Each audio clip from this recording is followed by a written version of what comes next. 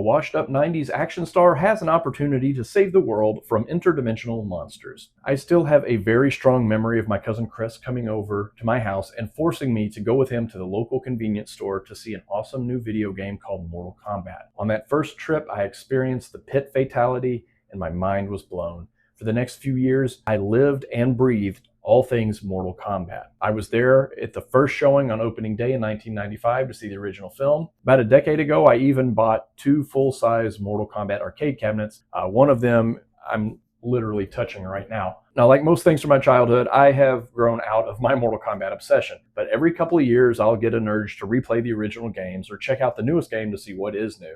But because the movies are so few and far between, I still do get excited whenever a new one comes out. I was pleasantly surprised by the 2021 Mortal Kombat movie and was excited to see the sequel. Most of the things I had issues with in that first movie were either not mentioned or taken care of quickly in the sequel, which I appreciated. We get a new slew of characters, including the big bad guy from several of the games, Shao Kahn. In this movie, he is portrayed by actor Martin Ford, who is a monster of a man. Now, even though Shao Kahn was huge and menacing in the movie, I still feel like there's yet to be a movie that truly captures how big Martin Ford is in real life. We get some additional backstory on some fan favorite characters, and the biggest omission from the first movie, Johnny Cage, is the star of the second film. For over 30 years, I've built this caricature of what I think he is like in my head. One of the more recent animated movies cast Joel McHale as Johnny Cage. He was a wisecracking jerk, and that's kind of how I imagine him in my head. In this movie, he is portrayed by Karl Urban, who I know best as Butcher from The Boys. Urban plays Cage as a washed-up, past his prime 90s action star, and he isn't the cocky jerk I had built up in my head. Now, don't get me wrong, he's still a cocky jerk, but he isn't a charming cocky jerk like I expected. There's no reason that Johnny Cage needed to be a washed-up actor. They could have made him in his prime like he is in the games. I guess it didn't really take away from the movie, but it seemed like a weird creative choice. While visually I don't think Joel McHale works, I think it would have been a better fit to have someone like Glenn Powell who could have pulled off the look and the attitude. There is plenty of fan service in this sequel, but it never got in the way, and it almost always felt natural. That being said, the movie is made solely for people who grew up playing and loving the game. While they do a decent job of introducing and explaining characters' backstories and relationships, I'm pretty sure people unfamiliar with the game are going to get lost very quickly and be bored to tears. All the fans have wanted for the last 30 years is to see characters that they love fighting in a tournament in locations from the games, performing the moves that they memorized, and seeing the famous fatalities where characters die in horribly gruesome ways. And the movie delivers on all of those things. For the first time in a long time, or maybe ever, I haven't actually seen the original 2 movies in a long time, there was actually a tournament and characters fought and characters died and fatalities were performed. The movie earned its R rating with how over the top some of the kills were. There were also some genuinely good and entertaining fight scenes, and every character except for Goro from the original game was in this movie.